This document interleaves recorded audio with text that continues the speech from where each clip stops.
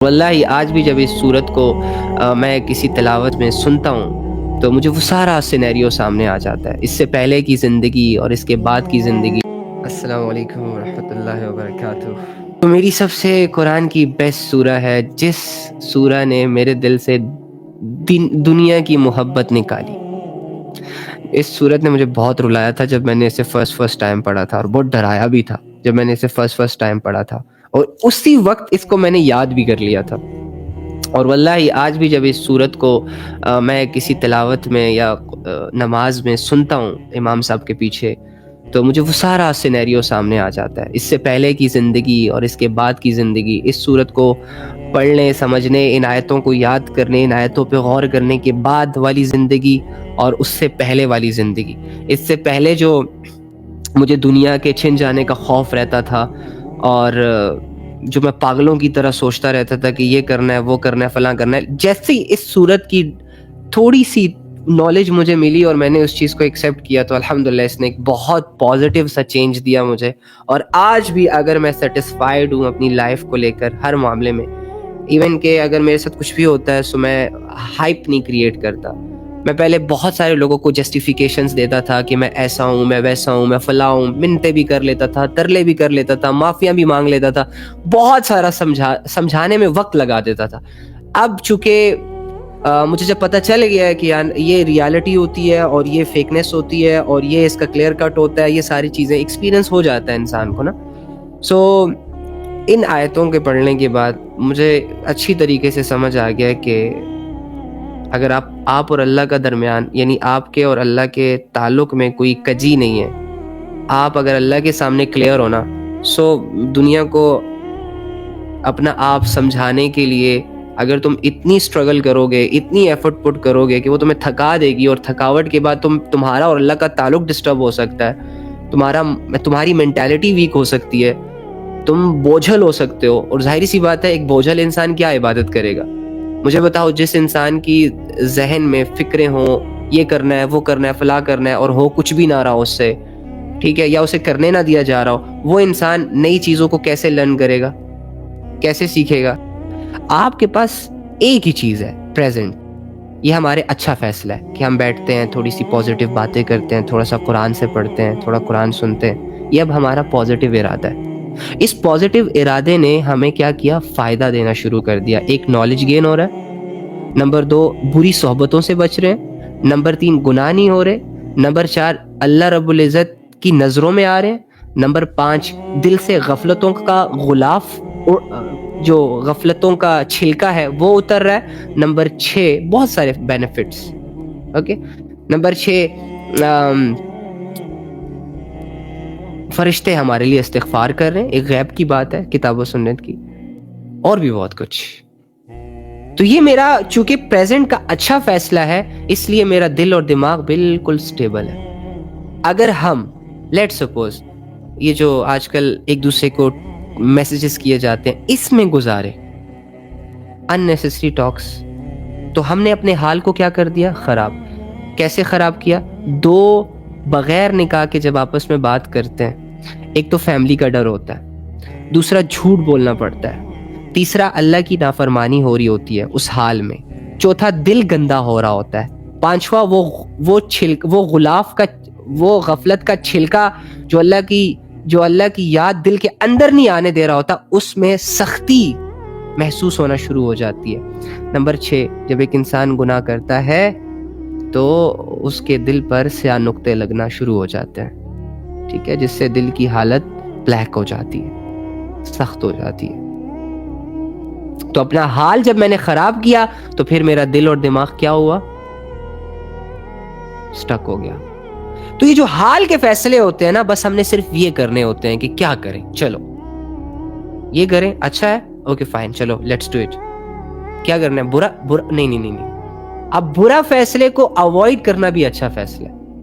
شیطان تو نہیں چھوڑے گا نا، شیطان تو ایڈوائسز دے گا، یہ کرو، وہ کرو، فلاں کرو، ایسے کرو، وہاں جاؤ، یہ کرو۔ آپ نے کہنا نو، میں نے نہیں کرنا۔ اپنی خاطر یار، گناہ کرو گے تم ڈسٹرب ہوگے، میں گناہ کروں گا میں ڈسٹرب ہو جاؤں گا۔ سو اینی ہاؤ یہ چیز ہے۔ اب ہم بات کرتے ہیں حال پر۔ پیچھے کی کوئی بھی فکر آپ کے مائنڈ میں ہوئی نا، तुम्हें पास तो कोई डंडा वंडा नहीं है, लेकिन लायक फिर तुम इसी लायक हो कि तुम्हें 2 डंडे मारे जाएं, ठीक है। और फ्यूचर की टेंशन भी नहीं। हाल में जरा अपनी नजरें रखो। हम ना सारे खोए हुए हैं, कोई पीछे होता है, कोई आगे, कोई 2 कदम पीछे चल रहा होता है, कोई 2 कदम आगे चल रहा होता है। हाल की किसी की परवाह नहीं होती। हाल से एंजॉय लो, हाल को पुरसुकून बनाओ। इस तालीम के बाद हम क्या करेंगे जब पता ही नहीं है तो क्यों सोचे। इस तालीम से पहले हमने क्या किया था, जब उससे अगर बुरा किया था तो उसे चेंज नहीं कर सकता, नुकसान हुआ था तो चेंज नहीं कर सकता, क्यों सोचूं। अभी का सोचता है ना। एनीहाउ, अल्हाकुमुत तकासुर, अल्लाह फरमा रहा है एक दूसरे से बढ़ चढ़ कर मेहनतों में लगे हुए हो दुनिया हासिल करने के चक्रों में। हाय, ये आती है ना बात, यहाँ है अब ये दुनिया की नफी। इस आयत पर हमने बिलीव करना है। इस आयत से हमने बहुत सारे पॉइंट्स निकालने हैं अपने लिए। अब जिसका दिमाग जितना एक्टिव होगा वो उतने ही ज्यादा पॉइंट्स निकालेगा। जो जितना अपनी आखिरत की फिक्र को सामने रखकर इस बात को सुनेगा, ये अल्लाह की बात है, तो जाहिर सी बात है अल्लाह की बातें तो पत्थर दिलों को नरम कर देती है। भाई आपका दिल तो माशाल्लाह बहुत अच्छा है। वो तो अगर किसी बिल्ली की टांग को देखे कि वो जख्मी है तो आपका दिल चाहता है कि मैं उसे भी पट्टी कर दूं, है ना। कितना नरम है ना आपका दिल। फिरौन का तो ऐसा नहीं था। फिरौन तो लोगों के बच्चों को कत्ल कर रहा था अपनी हुकूमत बचाने के चक्कर में।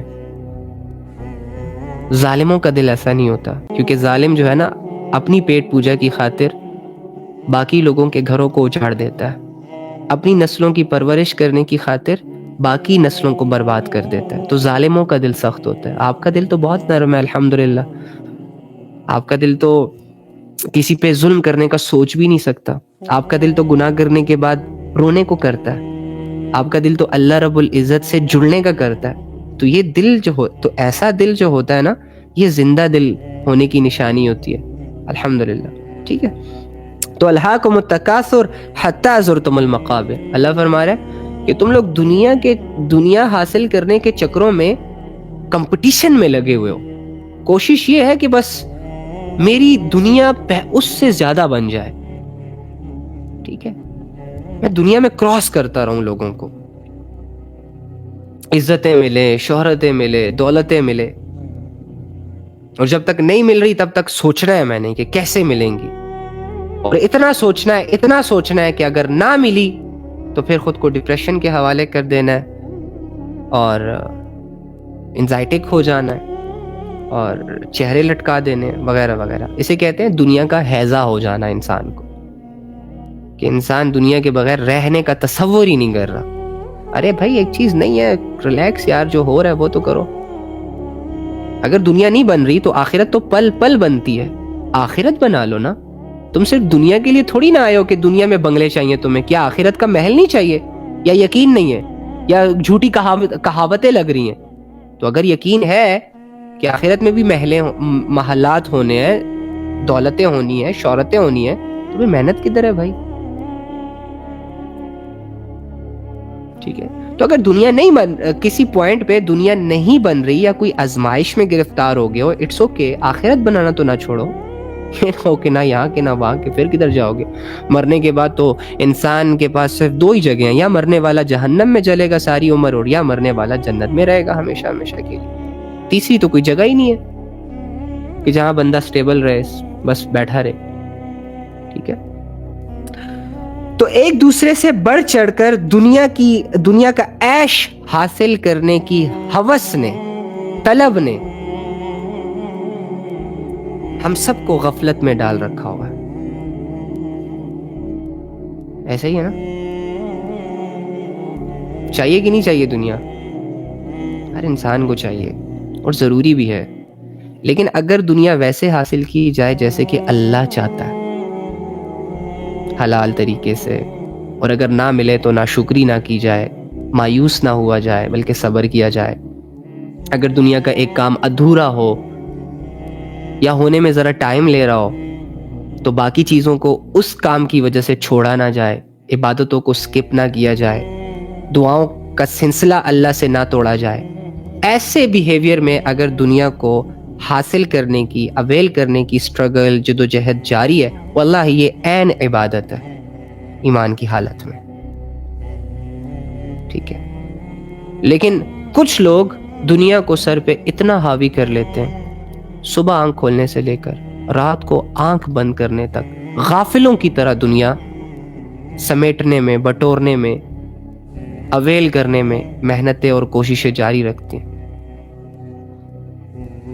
آتا جاتا ہے پیٹ نہیں بھرتا، ایک خواہش پوری ہوئی دوسری لگ گئی، دوسری پوری ہوئی تیسری لگ گئی، تیسری پوری ہوئی چوتھی کی کوشش ہے، اور یہی سلسلہ سالوں سال گزرتا جاتا ہے۔ اچھا اتنا کافی نہیں ہے نا، اب اتنا مصروف ہے کہ 5 وقت کی نمازیں جاری ہیں، اتنا مصروف ہے پیسہ کمانے میں، دنیا کمانے میں، نام بنانے میں، اور دنیا کے بارے میں سوچنے میں، دنیا کے لوگوں کو امپریس کرنے میں، ساری جدوجہد اس پہ ایسی لیول کی لگا رہا ہے کہ آخرت ڈیمیج ہو رہی ہے، اخلاق ڈیمیج ہو رہا ہے، لوگوں کے حقوق سلب کیے جا رہے ہیں، پامال کیے جا رہے ہیں، اور اس کو پرواہ نہیں ہے۔ ایک روبوٹک لائف گزار رہا ہے جس کے اندر اعمال صالحہ نہیں ہے، حیا کی شرائط نہیں ہے، حدود اللہ کا دھیان نہیں ہے، عبادت کی فکر نہیں ہے، تو ایسی دنیا جو کما رہا ہے نا، وہ چاہے ملینئر بھی بن جائے نا، یہ ساری دنیا جو وہ کما رہا ہے اس پہ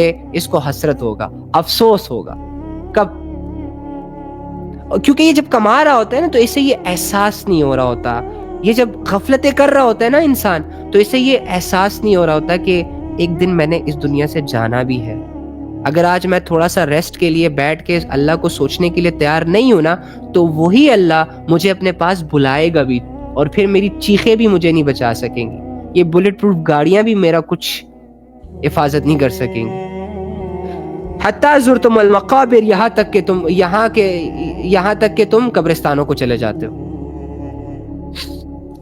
کما ہی رہا ہوتا ہے، رات کو سونے والا یہ پلان کر کے سوتا ہے کہ صبح فلانے کا حق دبانا ہے، اور اس کا حق دبانے سے میری دنیا بڑی سیٹلڈ ہو جائے گی۔ ابھی 2 گھنٹے کی نیند لی ہوتی ہے کہ نیند کے حالت میں اس کی روح قبض ہو جاتی ہے، لو دبا لو حق اپنا، نہیں اب تم وہ جسم اور وہ روح جو تمہارا ہی حق تھی تب تک، اب تم اسے نہیں بچا سکتے، اپنی روح کو نہیں روک سکتے اللہ کی طرف جانے سے، تم کسی کا کیا حق دباؤ گے؟ یہ تو اللہ تمہیں ڈھیل دے رہا ہوتا ہے، تو بس ہم سمجھ رہے ہوتے ہیں کہ کوئی آگے پیچھے نہیں دیکھ رہا، چلو جی کرو جو کرنا ہے۔ گناہوں کے معاملے میں بھی یہی حال ہوتا ہے ہمارا، کہ اللہ تعالیٰ ہماری شکلیں نہیں بگاڑتا نا۔ آپ کو کیا لگتا ہے اگر میرے گناہ سے میری شکل بگڑ جاتی اور آپ اسے دیکھ لیتے، تو کیا آپ گناہ کے ڈر، اس شکل کے بگڑنے کے ڈر سے وہ گناہ کرتے؟ نہ کرتے۔ ہمیں نا اللہ کے لاڈ پیار نے بگاڑا ہوا ہے، ٹھیک ہے۔ آپ کو کیا لگتا ہے یہ جو لوگوں سے آپ گناہ چھپا کے کرتے ہو، اگر یہی گناہ آپ کے ماتھوں پہ لکھ دیا جائے، دروازوں پہ لکھ دیا جائے کہ اس کمرے میں لیٹنے والا، سونے والا، رات گزارنے والا شخص یا لڑکا یا لڑکی رات کو فلاں فلاں کر رہا تھا، اور آپ صبح اٹھنے سے پہلے 200 لوگ اسے پڑھ لیں، اللہ کی کیا مشکل ہے؟ تو کیا آپ وہ جو لوگوں سے ڈر رہے تھے اس وجہ سے کہ میری عزت نہ چلی جائے، میری پرسنالٹی پہ داغ نہ لگ جائے، جب آپ ایکسپوز ہو جائیں، اگر ایسے روزانہ ڈیلی بیسس پہ آپ ایکسپوز ہوتے رہتے تو کیا گناہوں کا خیال بھی آتا؟ اور اگر خیال آتا تو کیا لڑتے نا اس خیال سے؟ کیا نفس کی خواہش پورا کرتے، بگڑنے دیتے اپنے شکلیں؟ نہیں نا، یہ اللہ کی ڈھیل نے ہمیں تھوڑا سا غافل، شاید اس سے ہم ناجائز فائدہ اٹھا رہے ہیں نا۔ اللہ تو ہمیں اس لیے کچھ نہیں کہہ رہا تاکہ ہم سدھر جائیں۔ ہمارے اندر اتنی سخت نہیں ہے بھائی کہ ہم اللہ کے ایک چھوٹے سے ادنیٰ سے عذاب کا بھی مقابلہ کر سکیں، اس کو جھٹلا سکیں، اس کو دور کر سکیں۔